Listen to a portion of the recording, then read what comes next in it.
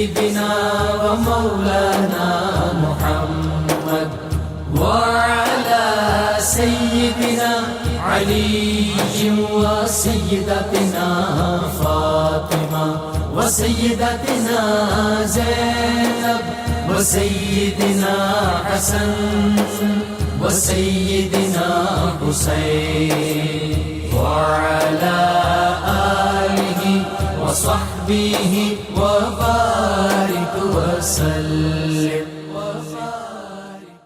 اللهم صل على سيدنا ومولانا محمد صاحب التاج والمعراج والبراق والعلم دافع البلاء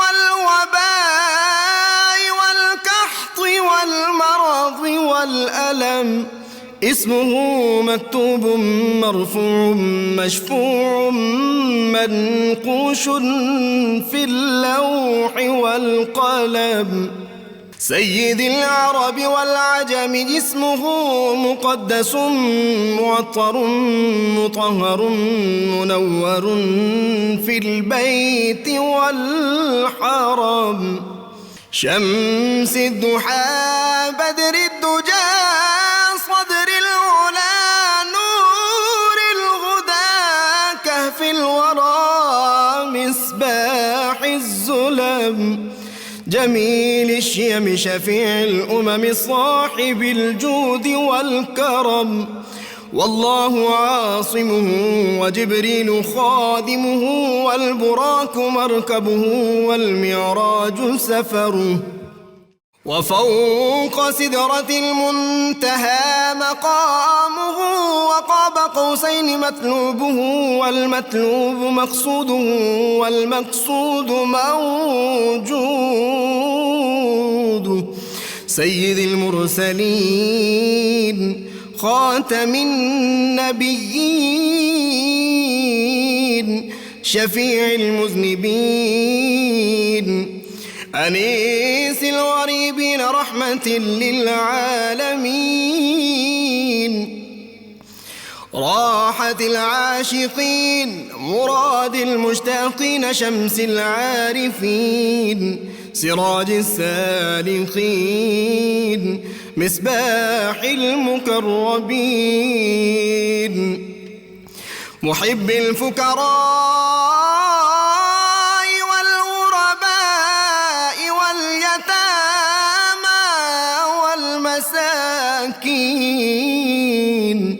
سيد الثقلين نبي الحرمين إمام القبلتين وسيلتنا في الدارين صاحب قاب قوسين محبوب رب المشرقين ورب المغربين جد الحسن والحسين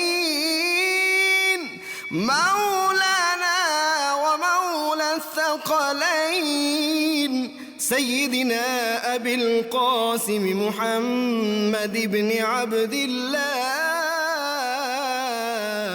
نور من نور الله يا أيها المشتاقون بنور جماله بلغ العلا بكماله كشف الدجى بجماله حصنت جميع خصاله صلوا عليه وآله وأصحابه وسلموا تسليما وعلى آله وصحبه وبارك وسلم. बिस्मिल्लाहिर्रहमानिर्रहीम। अस्सलाम वालेकुम नाज़रीन, प्रोग्राम सुबह नूर के साथ आपका मेज़बान नज़ीर अहमद गाज़ी हाज़िर है।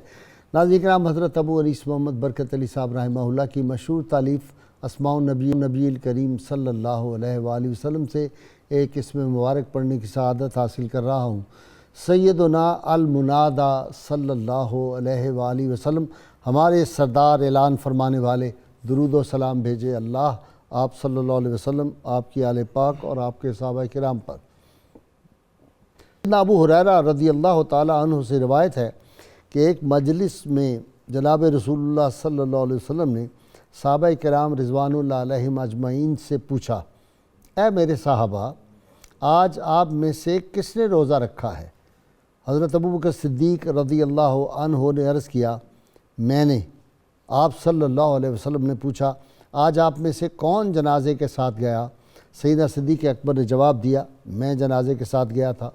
آپ صلی اللہ علیہ وسلم نے دریافت فرمایا کہ آج کسی نے کسی مسکین کو کھانا کھلایا ہے؟ سیدنا ابو صدیق نے جواب دیا، یا رسول اللہ صلی اللہ علیہ وسلم، میں نے یہ سعادت حاصل کی ہے۔ تاجدار کائنات صلی اللہ علیہ وآلہ وسلم دریافت فرمایا، آج کس نے کسی مریض کی عیادت کی ہے؟ سیدنا ابو صدیق عرض گزار ہوئے، میں نے بیمار کی عیادت بھی کی ہے۔ تو رسول اللہ صلی اللہ علیہ وآلہ وسلم نے فرمایا، یہ چیزیں جس انسان میں جمع ہو جائیں وہ جنت میں داخل ہوگا۔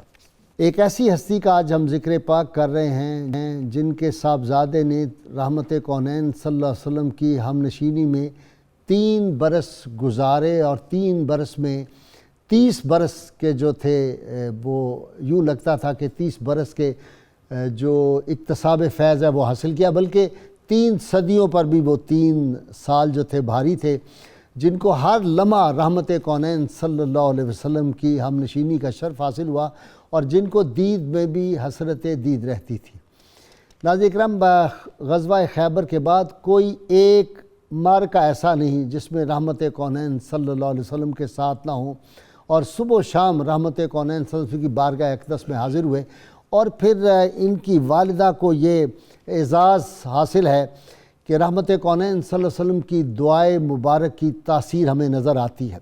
جس طرح سیدنا عمر فاروق رضی اللہ تعالیٰ عنہ کے بارے میں اللہ کے محبوب صلی اللہ علیہ وسلم نے دعا فرمائی، جس طرح سیدہ امیر حمزہ رضی اللہ تعالیٰ عنہ کے اسلام لانے کے لیے دعا فرمائی، اور میں یہ کہتا ہوں کہ طلب مصطفیٰ اور چاہتے مصطفیٰ جب کسی کے لیے ہوئی ہے تو رب تعالیٰ نے پھر ایسی کرم نوازی کی ہے کہ وہ جو امام احمد رضا نے لکھا کہ جلو میں اجابت خواسی میں رحمت، بڑی کس تزک سے دعائے محمد، اجابت نے جھک کر گلے سے لگایا بڑی ناز سے جب دعائے محمد، اور اجابت کا سیرا عنایت کا جوڑا دلہن بن کے نکلی دعائے محمد صلی اللہ علیہ وسلم۔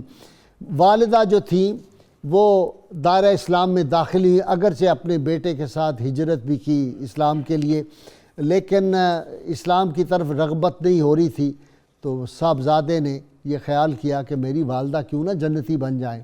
رحمت کونین صلی اللہ علیہ وسلم کی بارگاہ میں عرض کیا، آپ نے ہاتھ اٹھا دیے۔ بیٹے کو دعائے رسول پہ اتنا یقین تھا کہ دوڑتے ہوئے اپنے گھر میں پہنچے ہیں، ان کے پہنچنے سے پہلے ہی جو اجابت کا حکم آ چکا تھا، دعا قبول ہو چکی تھی۔ والدہ نے کہا مجھے بھی رسول اللہ کے غلاموں میں شامل کر دو۔ پھر اس خاتون نے وہ جو اسرت کے دن تھے ان میں بھی ان کی جو تھی سخاوت، اسرت کے باوجود، اصل معاملہ یہ ہے امیر آدمی سخاوت کرے تو اور معاملہ ہے، لیکن اپنا کھانا بھی چھوڑ کر کسی کو رائے خدا میں دے دینا، یہ اس خاتون کا جو تھا شیوہ پاک رہا۔ سیدہ امیمہ رضی اللہ تعالیٰ عنہ، والدہ مائدہ، سیدنا ابو ہریرہ رضی اللہ تعالیٰ، حافظ الحدیث، 3000 سے زیادہ حدیث کے جو تھے وہ راوی، اور اس امت پہ ایک بڑا احسان ہے آپ کا، وہ اس حدیث کے بھی یہی راوی ہیں کہ جس نے لا الہ الا اللہ محمد رسول اللہ پڑھ لیا وہ جنت میں داخل ہو جائے گا، وہ جنتی ہو جائے گا۔ یہ بشارت بھی ہمیں ان کی زبان پاک سے ملی۔ سیدنا ابو ہریرہ کی والدہ مائدہ سیدہ امیمہ رضی اللہ تعالیٰ عنہ، ان کا قبول اسلام، یہ خاندان کس سے تھی، کس طرح انہوں نے ہجرت کی، اپنے بیٹے کی پرورش کیسے کی، اور بیٹے کا باوجود ابھی والدہ دائرہ اسلام میں نہیں آئی تو ان سے رویہ کیسا تھا، ان کا زہد، ان کا تقویٰ، سیدنا ابو ہریرہ کی باتیں۔ اللہم صلی علی سیدنا و مولانا محمد وعلی سیدنا علی و سیدتنا فاطمہ و سیدتنا زینب و سیدنا حسن و سیدنا حسین وعلی آلہ و صحبہ و بارک وسلم۔ اللہم صلی علی سیدنا و مولانا محمد علي وسيدتنا فاطمة وسيدتنا زينب وسيدنا حسن وسيدنا حسين وعلى آله وصحبه وبارك وسلم. خاندانی تعارف دوست قبیلہ کیا ہے، کہاں سے آیا؟ بسم اللہ الرحمن الرحیم.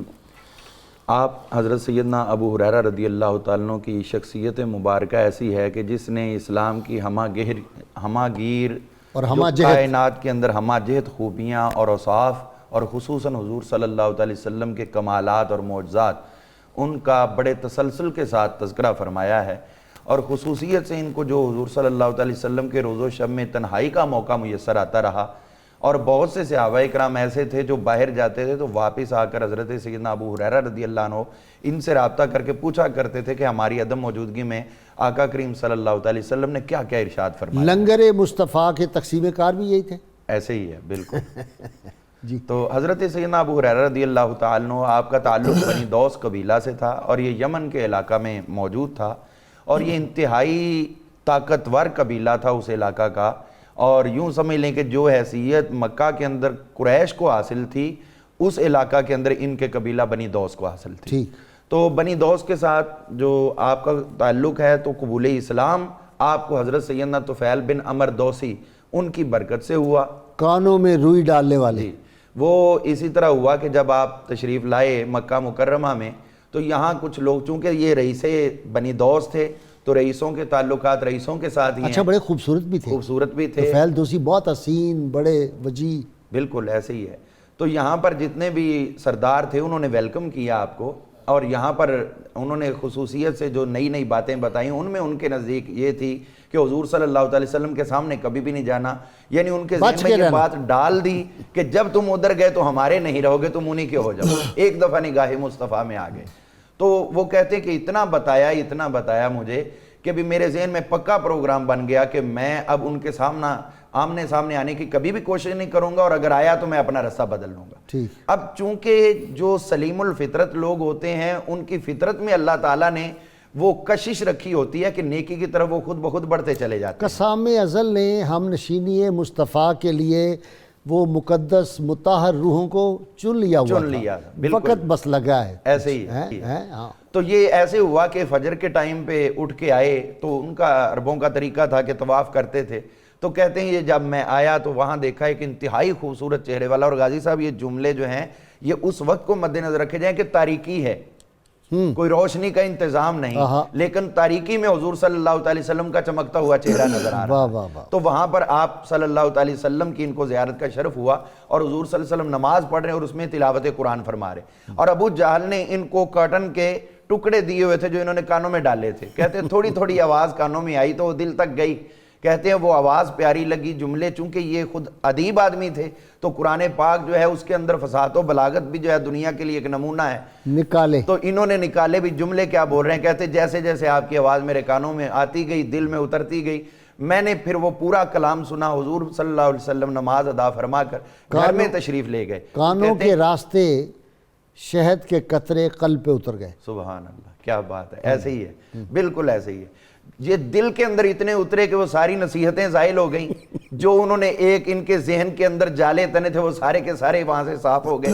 اور یہ حضور صلی اللہ تعالی علیہ وسلم کے خدمت اقدس میں حاضر ہوئے. وہاں پر حضور صلی اللہ علیہ وسلم نے ان کو اسلام عطا فرمایا، اور پھر ساتھ ہی حضور صلی اللہ علیہ وآلہ وسلم کے معجزات کا بھی ظہور ہوا کہ مجھے نشانی عطا فرمائیں. حضور صلی اللہ علیہ وسلم نے ان کے لیے دعا فرمائی تو اللہ کریم نے ان کے دونوں آنکھوں کے درمیان نور پیدا فرما دیا. اور پھر یہ دیکھیے مزید اختیار مصطفیٰ، یہ پیدا خدا نے کیا، اب اختیار مصطفیٰ. انہوں نے کہا حضور یہ سامنے ہے تو ہو سکتا ہے کہ یہ لوگ برکت لینے کے لیے یا مجھے کو مافوق الفطرت چیز سمجھنے کے لیے یہاں سے میرے اعضاء کو کاٹنا نہ شروع کر دیں، تو لہٰذا اس کو کہیں اور منتقل کریں.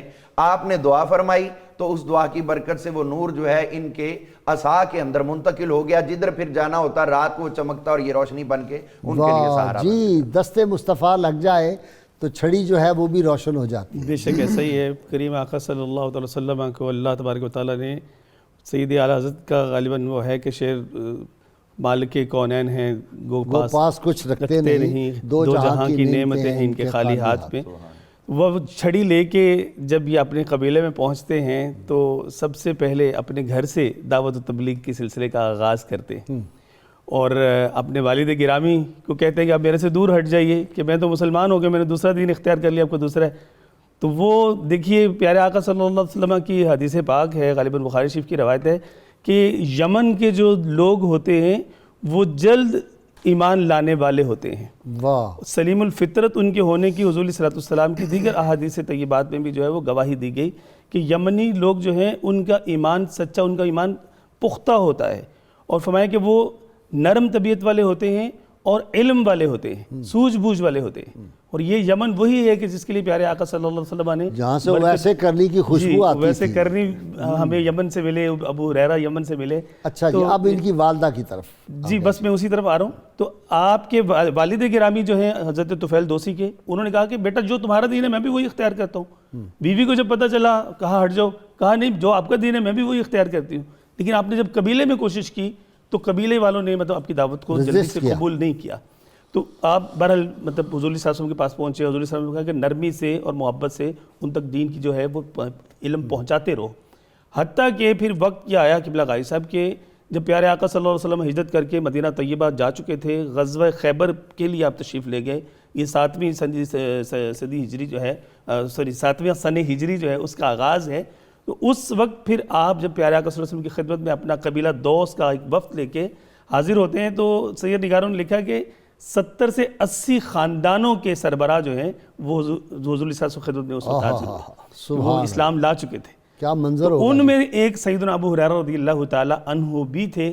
اور سیدنا ابو ہریرہ رضی اللہ تعالی عنہ نے جب پیارے آقا صلی اللہ علیہ وسلم کے جمال جہاں آرا کو دیکھا، مسلمان تو پہلے ہی وہ پہنچ چکے تھے، تو حضور صلی اللہ علیہ وسلم کی ہی مائیت اختیار کر لی. اور آپ کی والدہ ماجدہ جو آج کے ہماری ممدوحہ ہیں سیدہ امیمہ بنت حارث، وہ بھی پھر بعد میں ادھر ہی جو ہے وہ تشریف لے آئیں. اس نے اپنا بنا کے چھوڑ دیا. کیا سیری ہے، کیا رہائی ہے. پھر بس دامن مصطفیٰ سے ایسے وابستہ ہوئے کہ پھر وہاں سے ہٹے نہیں ہیں. جی ہم بالکل ایسے ہی. تو امیمہ رضی اللہ تعالی عنہا جو ہیں وہ آپ کی والدہ ماجدہ، وہ ہجرت کر کے اپنے بیٹے کو، چونکہ آپ بہت کم سنی کی عمر میں جوانی میں ہی بیوہ ہو گئی تھی. جی بالکل ایسی ہے، جوانی میں بیوہ ہو گئی تھی، لیکن آپ نے اپنے بیٹے کی اچھی تربیت کے لیے دوسری شادی نہیں کی اور مطلب اسی میں ہی اپنا وقت گزارا. تھی سلیم الفطرت، بہت سلیم الفطرت تھی، بہت سلیم الفطرت تھی. سخاوت، جود و سخا ان کا خاص جو ہے وصف بیان کیا گیا ہے. اور آپ یہ دیکھیے کہ مدینہ طیبہ میں جب پہنچ جاتی ہیں، سیدنا ابو ہریرہ رضی اللہ تعالی عنہ انہیں گاہے بگاہے اسلام کی دعوت جو ہے وہ پیش کرتے رہے. کچھ تامل کرتی رہی، لیکن آخر پھر وہ گھڑی آئی کہ جو اللہ تعالیٰ کامیابی آئی، پیغام حق آ گیا. ہاں جی، کیوں جناب ابو ہریرہ کیسا تھا وہ جام شیر جس سے 70 صاحبوں کا دودھ سے منہ پھر گیا. جی بسم اللہ الرحمن الرحیم والصلاة والسلام علی سید الانبیاء والمرسلین. غازی صاحب، حضرت ابو ہریرہ رضی اللہ تعالیٰ عنہ کی جو والدہ ہیں حضرت امیمہ رضی اللہ تعالیٰ عنہ، یہ اس قبیلے سے تعلق رکھتی ہیں جس قبیلے کو نبی علیہ السلام نے ہدایت کی دعا فرمائی تھی. سبحان اللہ. حضرت طفیل بن عمرو دوسی رضی اللہ تعالیٰ عنہ نے جب عرض کیا کہ حضور وہ بات سننے کے لیے تیار نہیں، کچھ مشکلات شروع میں آئیں، تو نبی علیہ السلام نے فرمایا اللہم اہد دوسن، یا اللہ قبیلہ دوس کو ہدایت عطا فرما اور ان کو جلد میرے پاس لے آ. سبحان اللہ. تو یہ قبیلہ دوس کے لیے دعا تھی. حضرت امیمہ رضی اللہ تعالیٰ عنہ، ان کے ساتھ حضرت ابو ہریرہ رضی اللہ تعالیٰ عنہ کی اتنی محبت تھی کہ جب بھی سلام کرتے، جب بھی ملاقات ہوتی تو سلام میں کہتے اے میری اماں جان، آپ پر اللہ تعالیٰ کی رحمتیں ہوں. واہ. اب یہ جواباً کہتی اے میرے بیٹے، تجھ پر بھی سلام ہو اور اللہ کی رحمتیں ہوں. واہ. اور پھر حضرت ابو ہریرہ رضی اللہ تعالیٰ عنہ عرض کرتے اے میری اماں جان، اللہ تعالیٰ آپ کو بہترین جزا دے جس طرح آپ نے بچپن میں میری پرورش کی ہے. پھر ان کی والدہ آگے جواباً عرض کرتی کہ اے میرے بیٹے، تجھے بھی اللہ تعالیٰ بہترین جزا دے جس طرح تم نے بڑے ہو کر میری خدمت کی ہے. یعنی جب بھی ملاقات ہوتی سلام کا انداز یہی تھا. ماں اور بیٹے کا محبت اتنی تھی کہ حضور صلی اللہ علیہ وسلم کی خدمت میں حاضر ہوئے. بھوک کی وجہ سے آئے تھے. سرکار دو عالم صلی اللہ علیہ وسلم نے پوچھا ابو ہریرہ کیسے آنا ہوا؟ عرض کہ حضور مجھے بھوک یہاں لائی ہے. ایک کھجوروں کا طباق آپ نے منگوایا, 2 کھجوریں جتنی اصحاب صفہ میں تقسیم کی گئیں. حضرت ابو ہریرہ رضی اللہ تعالیٰ عنہ نے اس سے 2 کھجوریں جب لی, تقسیم بھی آپ خود کرتے تھے, جب 2 کھجوریں آپ نے لی, ایک کھا کر دوسری دامن میں رکھ لی. سرکار دو عالم صلی اللہ علیہ وسلم نے فرمایا کہ ابو ہریرہ یہ کھجور کس کے لیے ہے؟ تو انہوں نے عرض کیا حضور یہ میں نے اپنی والدہ کے لیے رکھی ہے. آپ نے فرمایا ابو ہریرہ تم یہ کھا لو, میں تمہاری والدہ کے لیے اور دے دیتا ہوں. 2 کھجوریں نبی علیہ السلام وہ کن کے لیے ہے؟ وہ جو تھیلی میں کہا کہ کھولنا نہ انہی کا ہی انہی کا واقعہ ہے. اس میں کہتے ہیں 8.5 ٹن کھجوریں وہ استعمال ہوتی رہیں. حضرت عثمان غنی رضی اللہ تعالیٰ عنہ کے دور تک آپ صدقہ بھی کرتے رہے, خود بھی استعمال کرتے رہے. پھر فرماتے ہیں وہ تھیلی گم ہو گئی, نہیں وہ الٹ گئی. اگر وہ تھیلی کھلتی نا اس حملے کے اندر تو فرماتے ہیں کہ وہ پھر جاری رہتا سلسلہ. آج ہم بھی کھا رہے ہوتے جی بالکل, وہ سلسلہ صدقہ تو ہم کھا رہے ہیں. جی بالکل, یہ کھجوریں مدینہ منورہ ہم اسی تھیلی کا صدقہ کھا رہے ہیں. بالکل ایسے. اور حضرت ابو ہریرہ رضی اللہ تعالیٰ عنہ کی یہ جو محبت تھی اپنی والدہ کے ساتھ, اس کو زبان رسول صلی اللہ علیہ وسلم سے بھی اس کا تذکرہ ہوا. سرکار دو عالم صلی اللہ علیہ وسلم نے فرمایا کہ ابو ہریرہ بہترین بیٹے ہیں اور ان کی والدہ بہترین ماں ہے. واہ. اس حوالے سے کہ ان کی والدہ جوانی کے اندر بیوہ ہو گئیں, لیکن انہوں نے بیٹے کی پرورش کے لیے دوبارہ شادی نہیں کی.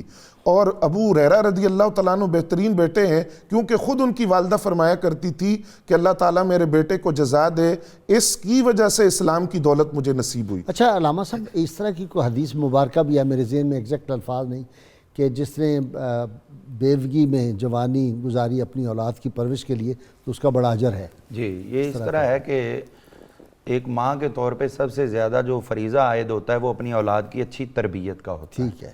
اور اگر وہ اولاد کو اگنور کر دے, نظر انداز کر دے, جس کے لیے نرمی اس کے دل میں خود رب کائنات نے پیدا کی ہے, اگر وہ خود اپنی اولاد کے لیے نرم نہیں ہوتی تو پھر اس کو تیار رہنا چاہیے کہ وہ نرمی پیدا کرنے والا بھی شاید اس پہ نرمی نہ فرمائے. اگرچہ یہ شریعت نے حق دیا ہے عورت کو طلاق کے بعد یا بیوگی کے بعد عقد ثانی کر سکتی ہے, اور اگر اس کو یقین ہے کہ جس کے ساتھ میں شادی کروں گی میرے بچوں کی دیکھ بھال میں وہ رکاوٹ نہیں بنے گا, سپورٹ کرے گا, تو اس کو دوسری شادی کرنے میں بھی کوئی رکاوٹ نہیں ہے. حضرت سیدنا اچھا جی, ایک جو سبق ملتا ہے کہ والدین اگر کسی کے غیر مسلم بھی ہوں تو ان کا ادب جو ہے وہ حسن سلوک ضروری ہے. جو سرکار نے فرمایا الدین النصیحہ, دین تو خیر خواہی کا نام ہے. حضرت ابو ہریرہ رضی اللہ تعالیٰ عنہ, اسماء کو بھی کسی اس طرح کی فرمایا تھا جی کہ اپنی والدہ سے اس نے سلوکی کرنا چاہے وہ اسلام میں نہیں. بالکل, یہ آپ نے ہر ایک کو تلقین فرمائی ہے. ایون کہ حضرت سیدنا ابوبکر صدیق رضی اللہ عنہ جو اپنے والد محترم کو جو اس وقت مسلمان نہیں ہوئے تھے سختی کی تھی, تو اس وقت حضور صلی اللہ علیہ وسلم نے رسول اللہ علیہ وسلم کی شان میں کوئی گستاخی کرے گا تو پھر نہ والد دیکھا جائے گا نہ والدہ, لیکن آقا نے پھر بھی توجہ ادھر ہی دلائی بھی نہیں, باپ باپ ہوتا ہے.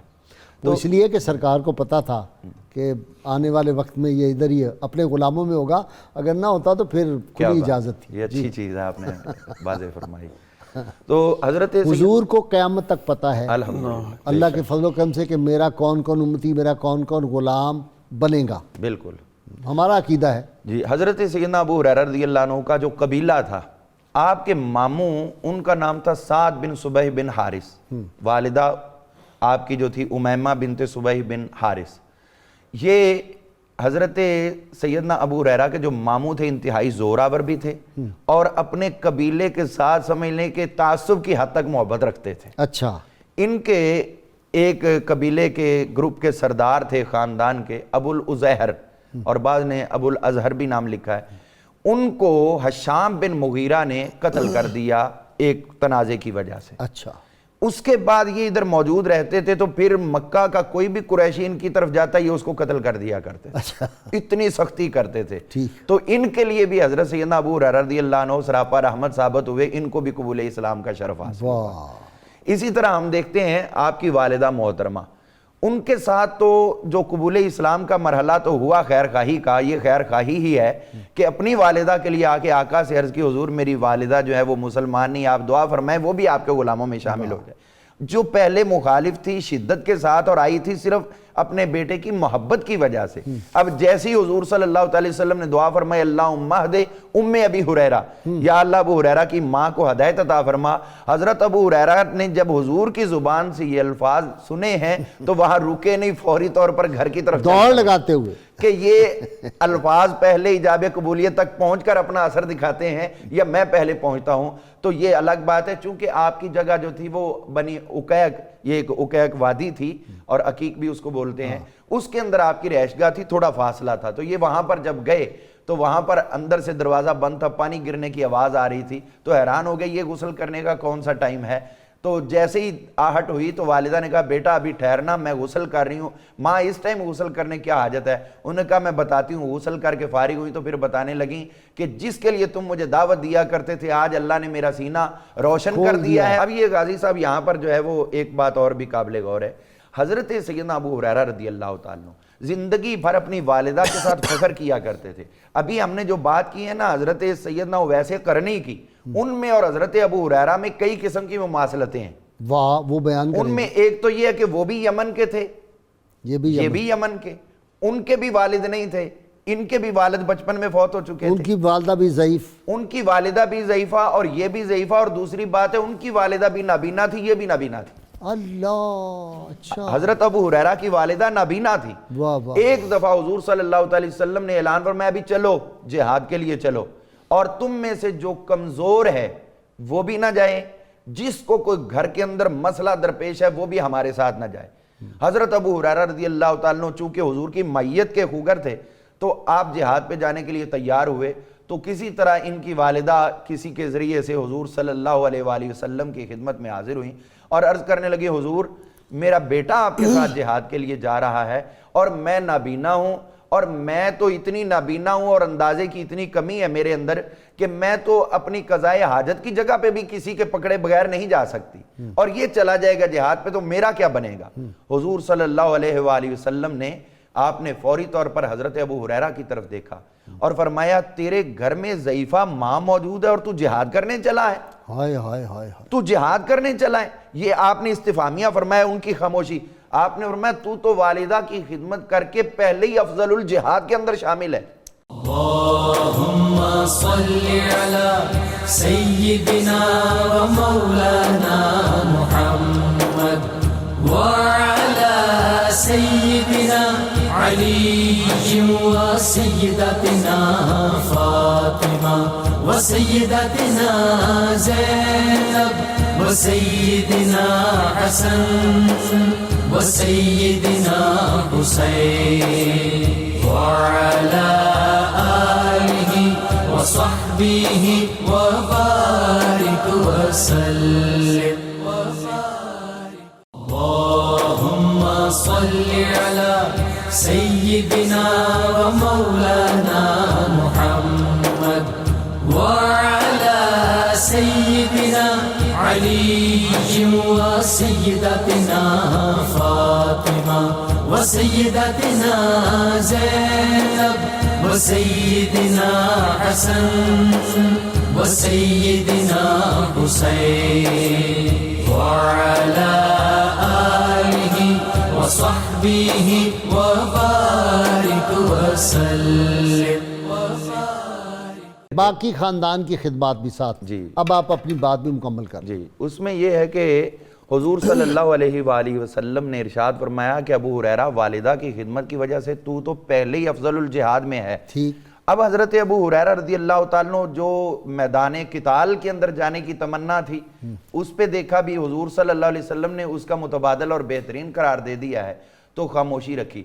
آقا کریم علیہ السلام نے اس کے ساتھ حضرت ابو ہریرہ سے فرمایا انگلی کر کے مشرق اور مغرب کی طرف، یہ امام رویانی نے بیان کی ہے، مشرق اور مغرب کی طرف انگلی یوں ہاتھ پھیر کے آپ نے فرمایا کہ اگر تو والدہ کو اس طرح پریشان کر کے چھوڑ کے چلا جاتا اور جہاد کے لیے یعنی مشرق سے مغرب تک کا بھی سفر کر لیتا اور والدہ کی خدمت سے محروم رہتا اور وہ تمہاری اس عدم موجودگی کی وجہ سے اذیت کا شکار رہتی تو فرمایا ابو ہریرہ تو جو مرضی جہاد کر لیتا تب بھی تو جہنمیوں میں سے ہوتا. اللہ، مسند رویانی کے اندر یہ موجود ہے. کتنی نازک مرحلہ ہے ماں باپ کی خدمت جو ہے. جی اس قدر جو ہے وہ والدین کی خدمت کی طرف توجہ دلائی گئی اور افضل الجہاد یہی قرار دیا گیا. جی علامہ صاحب ان کی تو ساری زندگی اویس کرنی کی طرح یہی لگتا ہے کہ یا محبوب خدا صلی اللہ علیہ وسلم کی خدمت اور اس سے جو وقت نکلے وہ والدہ کے لیے. جی جی بالکل، آپ خود فرماتے ہیں کہ دیگر جو صحابہ کرام رضوان اللہ تعالی اجمعین ہیں وہ فکر معاش میں بھی کچھ ان کا وقت گزر جاتا تھا اور اپنے خانگی ازدواجی معاملات میں بھی وقت گزر جاتا تھا. تو مجھے تو سب سے زیادہ جو ہے وہ محبوب یہی تھا کہ میں پیارے آقا صلی اللہ علیہ وسلم کی مصاحبت جو ہے وہ اختیار کروں، اور میں ہر وقت جو ہے وہ پیارے آقا صلی اللہ علیہ وسلم کی خدمت ناز میں حاضر رہتا اور پیارے آقا صلی اللہ علیہ وسلم کے چہرہ مصطفیٰ کی تلاوت. جی بالکل. تو خادم خاص ہونے کا آپ کو شرف حاصل ہے. حضور صلی اللہ علیہ وسلم نے کسی کو پیغام بھیجنا ہوتا، کوئی مطلب راز کی بات بتانا ہوتی، اور کسی بھی خدمت کے لیے مطلب کوئی فرد درکار ہوتا تو حضور صلی اللہ علیہ وسلم سیدنا ابو ہریرہ رضی اللہ تعالیٰ عنہ کو منتخب فرماتے. اور آپ نے انٹرو میں اشارہ کیا کہ لنگر جو ہے وہ حضور صلی اللہ علیہ وسلم کا یہی بانٹا کرتے تھے صحابہ کرام، اور خاص طور پہ صفہ کی جو درسگاہ تھی اس میں آپ مطلب کہہ لیجیے کہ اس کے مانیٹر تھے. صحیح ہے. اس کے مطلب صفہ کے یہ ہیڈ تھے، اوورآل لنگر کے انچارج سیدنا بلال حبشی تھے. جی بالکل، وہ بھی اپنی جگہ پہ بجائے. اور پھر آپ یہ دیکھیے کہ صفہ کی درسگاہ میں بیٹھ کے جو اپنے وقت گزارا اور وہاں سے جو اکتساب علم، اکتساب فیض. اچھا ایک فرق کر دیں، سیدنا بلال حبشی فائنانس منسٹر بھی تھے، ان کے پاس وزارت کا عہدہ بالکل وہ تھا، بھی. اور یہ صفہ کے جو فقراء تھے اور درویشان تھے ان کے یہ انچارج. جی بالکل ایسے ہی. تو وہاں سے جو آپ دیکھیں کہ آپ نے جو فیض نور جو ہے وہ حاصل کیا، تو اس کی کرنیں پھر آج جیسے آپ نے کہا کہ ہر ممبر سے 400 عالم جو ہے وہ پھیل رہی ہیں.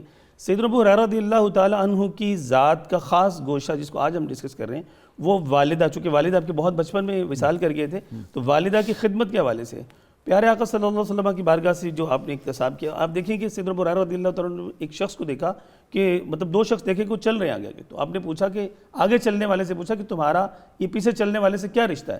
اس نے کہا یہ میرے باپ ہیں، میرے والد ہیں. تو آپ نے کہا کہ نہیں، اسلام ہمیں اس بات کی تربیت اور تعلیم دیتا ہے کہ والد سے آگے بھی نہیں چلو اور ان کے بیٹھنے سے پہلے بیٹھو بھی نہیں. یہ حدیث پاک ہے. جی حدیث پاک، یہ رسول اللہ صلی اللہ علیہ وسلم کی حدیث جی پاک بالکل ہے. ایسی. الادب المفرد میں امام الادب المفرد میں امام بخاری رحمۃ اللہ تعالیٰ نے جو ہے وہ اس کو لکھا ہے. اور سیدنا ابو ہریرہ رضی اللہ تعالیٰ عنہ اس کی عملی تصویر تھی، اس کی عملی مثال آپ کی زندگی جو ہے وہ ہمیں نظر آتی ہے.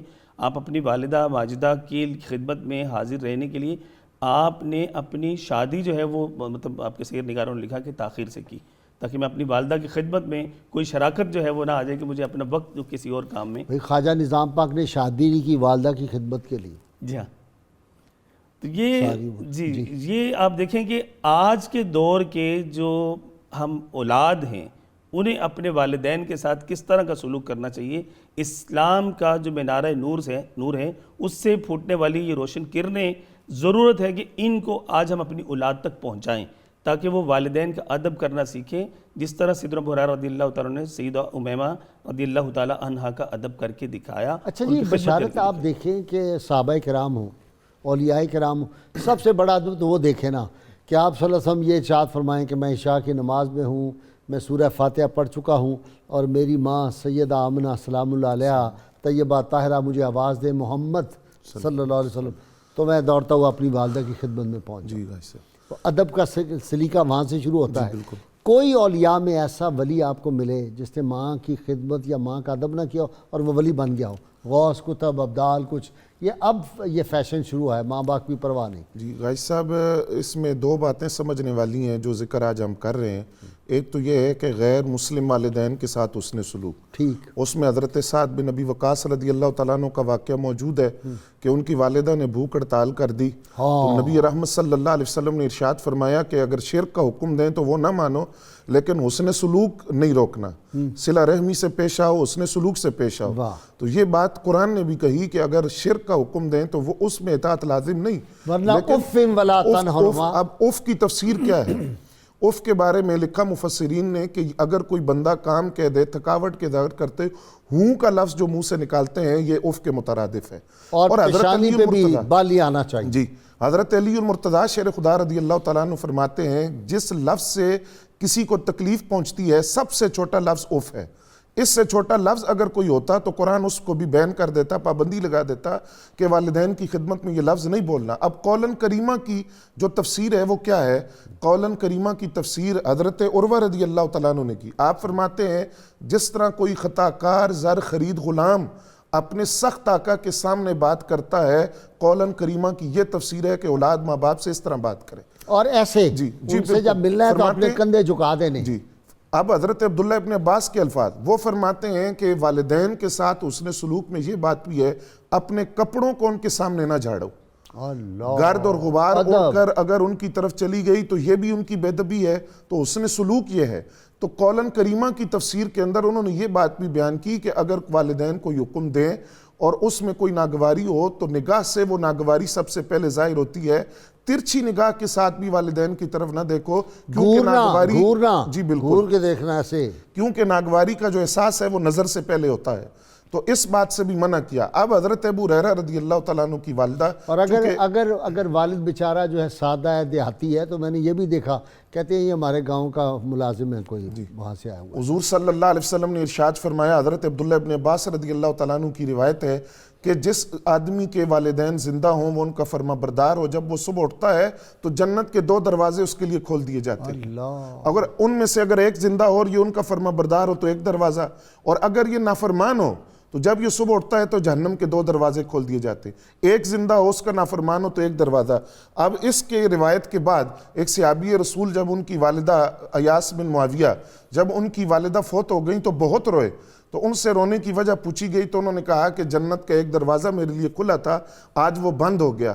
اب نبی رحمت صلی اللہ علیہ وسلم نے جب یہ حدیث بیان کی تو آگے صحابی رسول نے سوال کیا، وَإِن ظَلَمَاهُ، اگر والدین ظلم کریں تو پھر بھی اس نے سلوک؟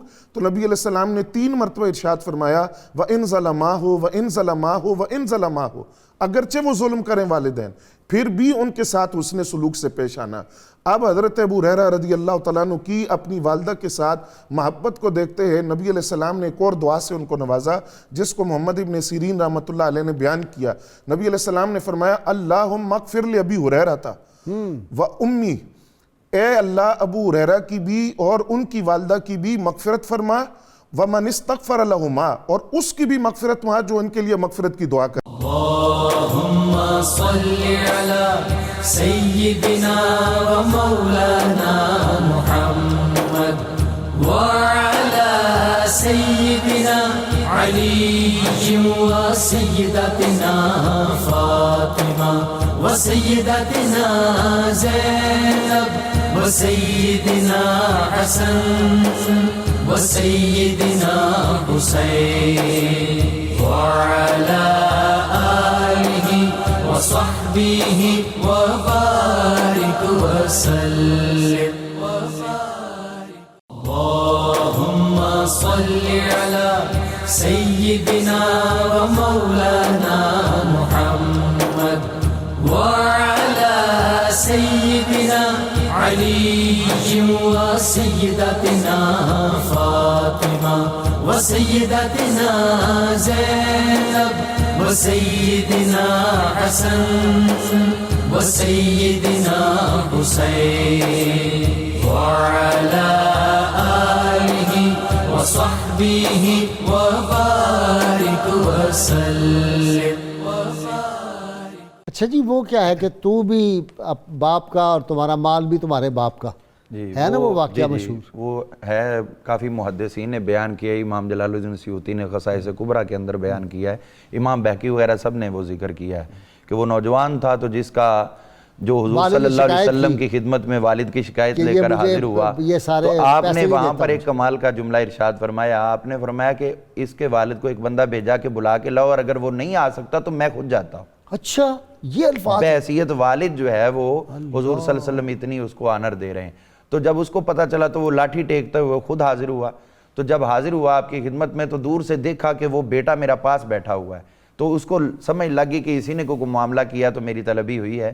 تو اب حضور صلی اللہ علیہ وسلم کو دیکھتے ہوئے اس نے منہ سے کچھ جملے بولے، جب آپ کے پاس پہنچ گئے تو جبریل حاضر ہوئے اور عرض کی کہ حضور ان سے پوچھیں کہ جو اس نے کہیں یہ خود بتائے، نہیں بتاتا تو پھر آپ اس کو خود بتائیں کہ اس نے کیا کہا۔ یہ نظم جو اسے لکھی ہے، جی، جو شعر لکھی ہے، وہ فی البدیع اس نے بولے تھے، تو اب آپ نے جب فرمایا تو بتاتا ہے کہ ہم بتائیں، تو اس نے کہا کہ حضور میں ہی عرض کرتا ہوں سب کو پتہ چل جائے۔ تو جملے جو بولے تھے اس نے کمال کے یہ بولے کہ حضور یہ میرا بیٹا تھا، اس کا راز میں نے رکھا ہوا تھا، یہ جب اس کو چلنا نہیں آتا تھا میں نے چلنا سکھایا، جب کھانا نہیں آتا تھا میں نے کھانا سکھایا، بیمار یہ ہوتا تھا، بے قرار میں ہوتا تھا، رات کو نیند اس کو نہیں آتی تھی تو اس کی وجہ سے میں بھی جاگتا تھا، جب اس کو میری ضرورت تھی میں نے تو اس کی ضرورت کو پورا کیا، اب میں بوڑھا ہو گیا ہوں، کچھ کرنے کے قابل نہیں رہا، اور اب اس شخص نے کیا کیا ہے کہ اپنا مال اپنی جائیداد سب کچھ مجھ سے روک لیا ہے, یہاں تک کہ کھانا تک مجھے نہیں دیتا, اور اگر یہ مجھے کھانا ہی دیتا رہتا, اتنا ہی خیال کرتا, تو میں کوئی اور قدم نہ اٹھاتا, لوگوں میں اس کی عزت کو اسی طرح قائم رکھتا. اب لے دے کے ایک ہی جگہ بچی تھی, وہ آپ کا در تھا, یہاں بھی میری شکایت لے کر حاضر ہو گیا. اچھا. تو اب حضور صلی اللہ علیہ وسلم نے جب اس کے یہ جملے سنے تو آپ کی آنکھوں میں آنسو جاری ہو گئے, اور آپ نے وہاں پر اس کو پکڑا اور پکڑ کے فرمایا انت و مالو کا لے ابی کا, تو بھی اپنے باپ کا, تیرا مال بھی تیرے باپ کا, جہاں چاہے تجھے خرچ کرے, جہاں چاہے تیرے مال کو خرچ کر دے. تو یہ غازی صاحب والد کے ساتھ جو ہے محبت, والدہ کے ساتھ محبت, یہ اسلام کا ترہ امتیاز رہا ہے. جنت و تحت اقدام امہاتکم, جنت تمہاری ماؤں کے قدموں کے نیچے ہے. حضرت ابو ہریرہ رضی اللہ عنہ کے آخری لمحات میں ایک بات عرض کر دوں. حضرت سیدنا ابو ہریرہ رضی اللہ تعالیٰ عنہ, آپ نے ارشاد فرمایا, مسلم شریف کے اندر وہ روایت کے الفاظ جو موجود ہیں مرفوعاً, وہ آپ فرماتے ہیں کہ حضور صلی اللہ علیہ وسلم نے فرمایا کہ جو مملوک صالح غلام ہے, اللہ نے اس کے لیے 2 اجر رکھے ہیں, مملوک ہو اور نیک ہو. تو آپ نے فرمایا کہ اگر جہاد فی سبیل اللہ نہ ہوتا اور حج نہ ہوتا, اور پھر فرمایا کہ اگر مجھے والدہ کی خدمت لازم نہ ہوتی تو پھر میں غلامی کو ترجیح دیتا تاکہ اللہ تعالیٰ قیامت کو مجھے 2 اجر عطا کریں. طبقات ابن سعد کے اندر امام محمد بن سعد نے بیان کیا ہے کہ والدہ کی ہی وجہ سے حضرت ابو ہریرہ رضی اللہ عنہ جب تک وہ حیات رہی ہیں تب تک حضرت ابو ہریرہ نے حج کی سعادت بھی حاصل نہیں کی. والدہ کی خدمت کی وجہ سے حج روکے رکھا ہے. تو یہ وہ حضرت عبداللہ بن عمر کا ہے کہ بندہ آیا, اس نے کہا جی گرمی کا موسم تھا اور میں نے اپنی والدہ کو کندھوں پہ اٹھا کے اتنے حج کرائے ہیں, تو انہوں نے کہا شاید وہ ایک رات کا تم نے وہ دے دیا ہو, افزانہ حق ادا کر دیا ہو, شاید ایک. تو یہ معاملات ہیں جو حضرت ابو ہریرہ رضی اللہ تعالیٰ کی والدہ محترمہ کی خدمت اسلام, حضرت ابو ہریرہ کی بحیثیت ایک بیٹا والدہ کی خدمت کرنا, اور پھر اسلام کے ساتھ جو ان کے تعلقات ہیں ان کے حوالے سے یہ بات دیکھیے کہ حضرت عمر فاروق رضی اللہ عنہ, آپ نے جب حضرت ابو ہریرہ کو ایک ذمہ داری سونپنا چاہی تھی تو آپ نے قبول کرنے سے انکار کر دیا. تو حضرت عمر فاروق کہنے لگے کہ تم یہ ذمہ داری کیوں نہیں قبول کرتے, تمہیں ایک علاقے کا گورنر بنا رہا ہوں. تو حالانکہ حضرت یوسف علیہ السلام جو حضرت یعقوب علیہ السلام کے بیٹے تھے, انہوں نے تو خود کہا تھا کہ یا اللہ مجھے حکومت عطا کر, انہوں نے اس کی طلب کی تھی, تو تم کیوں نہیں کرتے. تو آپ نے عرض کیا کہ وہ نبی ابن نبی تھے اور میں امیمہ کا بیٹا ابو ہریرہ ہوں, تو میری اتنی رسائی نہیں, امیمہ کا بیٹا جو بھی ہو نبیوں کی برابری کا تصور نہیں کر سکتا. 5 چیزیں 2 اور 3 یہ جملہ بولا, 2 اور 3 چیزوں کی وجہ سے یہ میں قبول نہیں کرتا. تو انہوں نے کہا یہ 2 اور 3 کا کیا مطلب, 5 کی سیدھی بات کرو. آپ نے فرمایا نہیں, 2 یہ ہیں کہ ایک تو میں فیصلہ کروں گا بغیر علم کے اور پھر بغیر حکمت کے اس کو نافذ کروں گا, اور جو 3 باتیں ہیں وہ یہ ہیں کہ اس کے بعد کیا ہوگا, جو غلط فیصلہ ہوگا اس کو ناپسند کیا جائے گا, میری عزت کو نشانہ بنایا جائے گا, اور میرے مال کو جو ہے وہ پھر آپ کے حکم سے ضبط کیا جائے گا. لہٰذا ان وجوہات کی بنا پر میں جو ہے وہ اس چیز کو قبول نہیں. ماں باپ کے عزت اور تکریم کرنے سے عمر میں بھی برکت حاصل ہوتی ہے اور رزق میں بھی برکت حاصل جو ہوتی ہے. چاہتا ہے کہ اس کے رزق میں برکت ہو اور وسیع رزق ہو تو وہ ماں باپ کی خدمت کرے. اس طرح کے حدیث کا مفہوم بالکل ایسی حدیث ہیں, اور باپ کے لیے خصوصی طور پہ فرمایا کہ یہ جنت کا اوسط دروازہ ہے.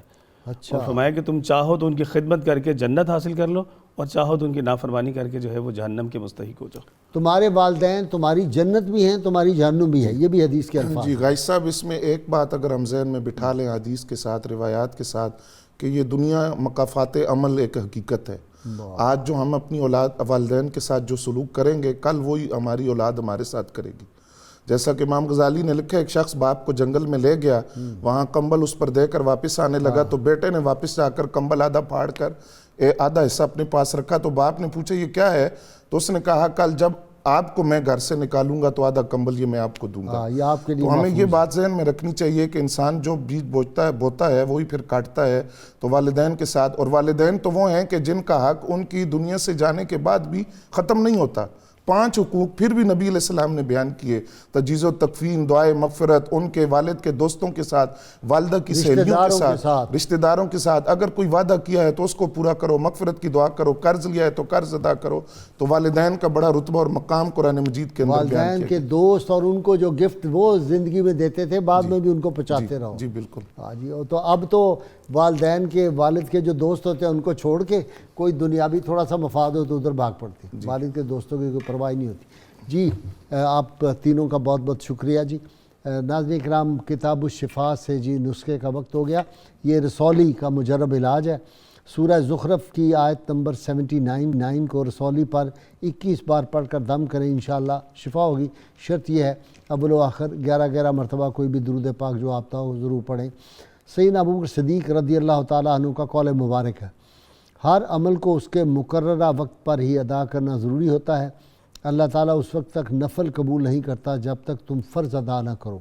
اللهم صل على سيدنا ومولانا محمد وعلى سيدنا علي وسيدتنا فاطمة وسيدتنا زينب وسيدنا حسن وسيدنا حسين وعلى آله وصحبه وبارك وسلم